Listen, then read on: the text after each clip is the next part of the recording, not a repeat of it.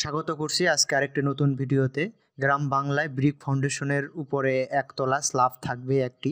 ইটের ফাউন্ডেশনে ছাদে কার্নিশ কেন দেব, কার্নিশ দেওয়ার ভূমিকা এবং আমি 50 ফিট বাই 40 ফিট একটি স্ল্যাবের মালামালের হিসাব আপনাকে দেব এবং গাঁথুনি নিয়ে কিছু গুরুত্বপূর্ণ কথা বলবো। যেহেতু লোড ক্যালকুলেশনের বাড়িগুলো ব্রিক সব ওয়ালগুলোই ফাউন্ডেশন হিসেবে কাজ করে, তাই গ্রাম বাংলায় যেহেতু একতলা করবেন ব্রিক ফাউন্ডেশনের উপর একটা স্ল্যাব, তাই এই গাঁথুনিটার উপর কতটা গুরুত্ব দিয়ে আপনাকে করতে হবে এবং এই গাঁথুনির যে কত ভুল ত্রুটি হয় ইট গাঁথুনিতে, তো এই বিষয়ে আমি বলবো।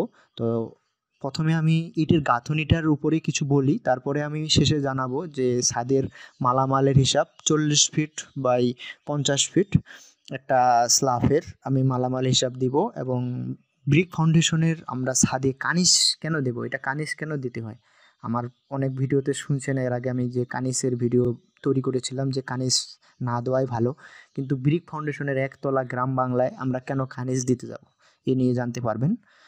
ইটের গাঁথনির কিছু বিষয়ের উপর বিশেষভাবে লক্ষ্য রাখতে হবে আপনাকে মালিক হয়ে, কারণ মিস্ত্রিরা যেন কোনো কাজেই সেখানে ত্রুটিযুক্ত না করে সেদিকে আপনাকে নজর দিয়ে রাখতে হবে। যেমন হতে পারে যে আপনার ইট গাঁথনি পূর্বে ভালোভাবে সেই ইটগুলোকে ভিজালো কিনা, এবং আমি বলবো যে আপনি যে ইটের গাঁথনি করতেছেন নিচে কত ইঞ্চি দিবেন। অনেকের এটা প্রশ্ন থাকে যে আমি 20 ইঞ্চি দিয়েছি ভাই, টিন দিতে চাইছিলাম, এখন তো আমি স্ল্যাব দিতে চাচ্ছি যে পারবো কিনা, এবং আমি শুধু একটা সোলিং 20 দিয়ে পিন্থ লেভেল অবধি উঠছে। তো এরকম অনেক ভাইয়ের প্রশ্ন থাকে, তো আমি বলবো যে আপনাকে সিদ্ধান্তটা আগেই নিতে হবে যে আমি ইটের গাঁথনির উপর আজকে পারতেছি না স্ল্যাব দিতে, আমি তো 5 বছর বা 7 বছর পরে স্ল্যাব দিতে পারবো, তো আমি তো এখনই আমার ভিত্তিটা মজবুত করে নিতে পারি ইটের গাঁথনির উপর। তাই আমি বলবো যে আপনি 25 থেকে যদি শুরু করেন, যদি বসত বাড়িতে হয় তো ভালো হয় 30 থেকে শুরু করা, এবং অবশ্যই একটা আরসিসি দিয়ে রডের জালি দিয়ে 3 ইঞ্চি বা 3.5 ইঞ্চি একটা ঢালাই দিয়ে তার উপরে আপনি 30, 25, 20 করে 10 করে পিন্থ লেভেল অবধি আপনি করুন। তা না হলে দেখবেন যে আপনার একটা ইট যদি এক পাশে বসে যায়, দেখবেন যে সম্পূর্ণ ওয়াল ফাটল সৃষ্টি হয়ে যাবে। তাহলে আর সেই আপনার বাড়িতে থাকার মতো আর উপযোগী হবে না, ইচ্ছে হবে না, বা আপনি নিরাপদে থাকতে পারবেন না। তাই বলবো যে ব্রিক ফাউন্ডেশনের জন্য খুবই আপনার যে যেন একটা ইট না মাটিতে দেবে যায়, ভালোভাবে কম্প্যাকশন করে ধর্মুস করে এবং ইটের সোলিং দিয়ে তার উপরে সিসি দিয়ে দেন, তার উপরে আপনি পিন্থ লেভেল অবধি আপনার নির্দিষ্ট 20, 25, 10 এরকম করে তুলে অবশ্যই আপনাকে দিতে হবে। সেটা হচ্ছে যে কলাম দিতে হবে, ব্রিক কলাম অবশ্যই 10-15 ব্রিক কলাম দিতে হবে। তো এই বিষয়গুলো সবসময় লক্ষ্য রাখতে হবে। আরও একটা বিষয় হয়ে থাকে যে আপনার রুমের একদম কর্নারে জানালা দিয়ে থাকে মিস্ত্রিরা, এটা একটা বড় ভুল হয়ে থাকে। কখনোই কর্নারে নেবেন না জানালা।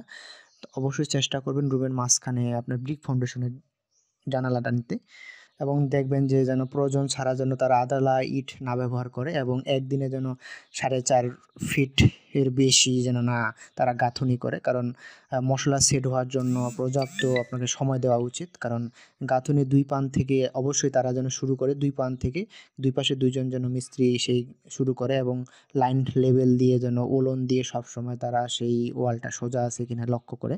একটা জিনিস দেখতে হবে যেন ইটের জোড়াগুলোর মধ্যে কোনো ফাঁকা না থাকে, প্রয়োজনে সেই মশলা দ্বারা পূর্ণ করে ভালোভাবে সমতল করে দিতে হবে, এবং দেখবেন যে জোড়াগুলোর যে সিলমোহর এটা যেন উপরে রেখে তারা মশলা দ্বারা পূর্ণ করে। আবার হয় যে সোজা করে তারা গাঁথছে, মানে একইভাবে গাঁথনি শুরু করেছে, কোনো তারা লক সিস্টেম করে না, এটা যেন না হয়। এবং গাঁথনি হয়ে গেলে আপনাকে অবশ্যই 7 দিন পর্যাপ্ত কিউরিং করতে হবে, কারণ কিউরিং যদি না করেন, যদি ইট আপনি ভালো করে না ভেজান, তাহলে দেখবেন যে সেই মশলা থেকে আপনার পানি শুষে নিবে, কারণ সেই পর্যাপ্ত তাপমাত্রায় কিন্তু ইটটাকে পোড়ানো হয়। হ্যাঁ, সে তো পানি শোষণ করার জন্যই থাকবে। এখন পানি দিয়ে যদি আপনার সেই ইটগুলো না ভেজানো হয় ভালোভাবে, যেমন 8 ঘন্টা ভেজাতে হয়, 2 ঘন্টা পূর্বে পানি থেকে তুলতে হয়, দেন তারপরে গাঁথনি করতে হয়। যদি এই পানি পর্যাপ্ত না শোষণ করে পূর্বেই, তাহলে দেখবেন যে আপনার মশলা যে পানিটা সেটা শোষণ করে নিয়েছে, এতে আপনার দেখবেন যে যে জয়েন্টটা এটা অনেকটা দুর্বল হয়ে যাবে। যেহেতু আপনি ব্রিক ফাউন্ডেশনের উপরে একটা স্ল্যাব করবেন, তাই অবশ্যই 2 ইটের যে মাঝের মশলা চেপে দিয়ে যেন তারা বসায়, হ্যাঁ? এটা একটা বিষয়।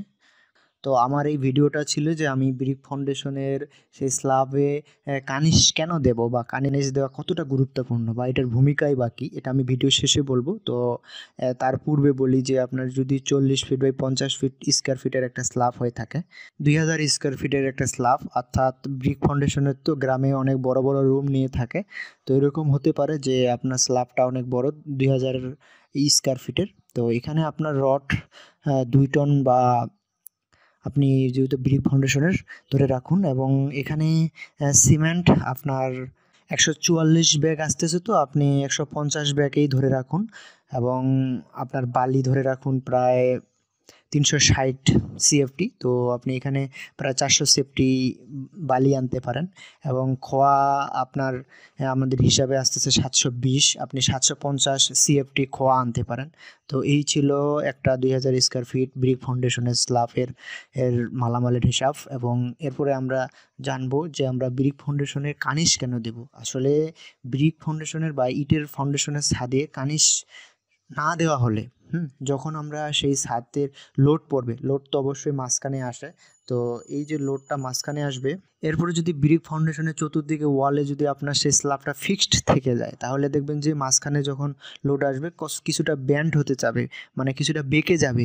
কারণ ব্রিক ফাউন্ডেশনের যে স্ল্যাবটা হয় এটা আরসিসির মতো কোনো বিমের উপরে থাকে না। এটা একটা সেই পার্টিশন ওয়াল, বাইরের আয়োড ওয়ালের উপর ভাসমান অবস্থায় থাকে। তাই এটা অবশ্যই লক্ষ্য রাখতে হবে যে আমরা কার্নিশ দেব। তাহলে যখন নিচে মাঝখানে যখন ব্যান্ড হতে যাবে, তখন দেখবেন যে সাইডে যখন আমরা কার্নিশ দেব 18 ইঞ্চি 2 ফিট বা আমরা 12 ইঞ্চি দিব, তখন দেখবেন যে ব্যান্ড হতে পারবে না, টানে ধরে থাকবে। কারণ ইটের ফাউন্ডেশন মানে আরসিসি ফাউন্ডেশনের উপর ফিক্সড থাকে না। তাই আমরা ছাদে কার্নিশ দেওয়া হয়, সবসময় আমরা ব্রিক ফাউন্ডেশনের কার্নিশ দেব। আর এটা সুন্দরও লাগে, হ্যাঁ, যেহেতু একটা স্ল্যাব থাকে। আর এটা সৌন্দর্যের জন্য অনেকটা কেউ ড্রপ ওয়াল ঝুলায়। আমরা যদি সেই কার্নিশ না দিই তাহলে দেখবেন যে ব্যান্ড হয়ে যাবে। এটা অবশ্যই আমাদের ক্যান্টিলিভার বিম হিসাবেও কাজ করে। তাই আপনারা চেষ্টা করবেন যে অবশ্যই দেয়ালের উপর অতিরিক্ত লোড যেন আসতে বাধা না পায়, বাধা দিবে বা অতিরিক্ত বাধা দিবে, এর জন্যই আপনাকে সেই কার্নিশ দিতে হবে অবশ্যই। তো ভিডিওটা অবশ্যই আপনার জন্য খুবই গুরুত্বপূর্ণ। ভিডিওটা ভালো লাগলে অবশ্যই লাইক, কমেন্ট, শেয়ার করবেন। ধন্যবাদ সবাইকে।